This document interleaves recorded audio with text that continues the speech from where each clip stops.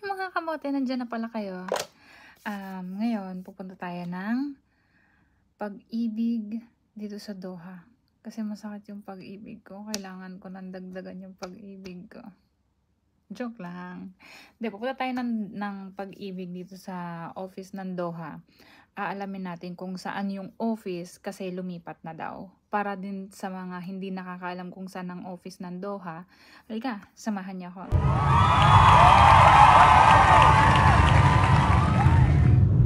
Yan nga po, lumabas na tayo ng bahay namin. At sumakay lang ako ng Uber kasi yung aming driver ay sobrang busy. So, ito palang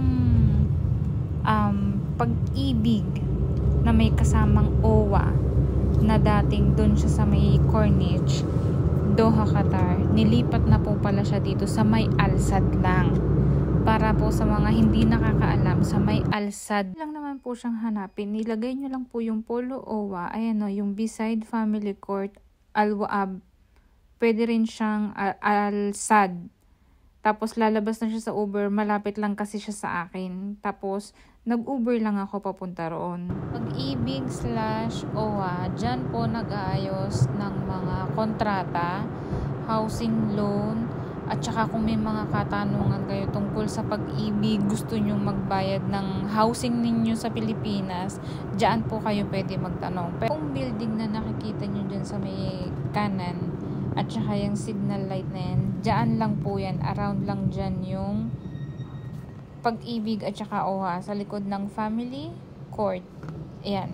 Lagi po yan nadadaanan ng mga tao kasi daanan naman po talaga yan eh.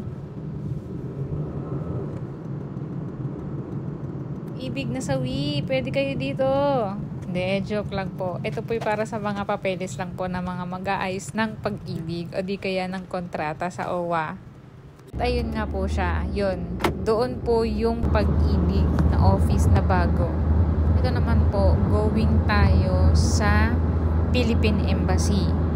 Philippine Embassy, madali lang naman din pong hanapin. Magpapapalit po kayo ng passport, magpapasend kayo ng mga documents sa Pilipinas. Diyan po kayo pupunta. Yung mga authentication, red ribbon, at saka etc. Marami po kayo dyan pwedeng magawa. Pero ang pamasahe po dyan, galing po dun sa bahay ko, papunta po dyan, ay aabutin po ng 25 Qatari Riyal. Yun po, at nakarating na nga tayo. Nakita ko na yung flag ng Philippines.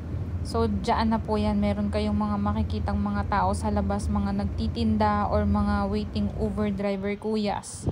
Dahil kinailangan natin magpa-Xerox, magpapa-Xerox tayo. Kuya, taga saan ka? Cavite. Ay, si Kuya taga Cavite. Saan sa Cavite? Kuya nga pala, over siya dun sa labas. Ay, ako taga Bacoor. Philippine Embassy. Pero yung Doon bahay ko na ko siya sa nakita. Tansa. Tinuro niya sa akin kung saan yun. What's up, Pa-Xerox. mga taga Amadeo? Medyo Shout mahal, out. kaya kailangan nyo magdala na ng Xerox ng passport ninyo. Pero yung ikama, kahit hindi nyo na i-Xerox. Kasi nagpa-SPA lang naman ako, kaya kailangan natin ng Xerox. Salamat sa pagsama nyo sa akin.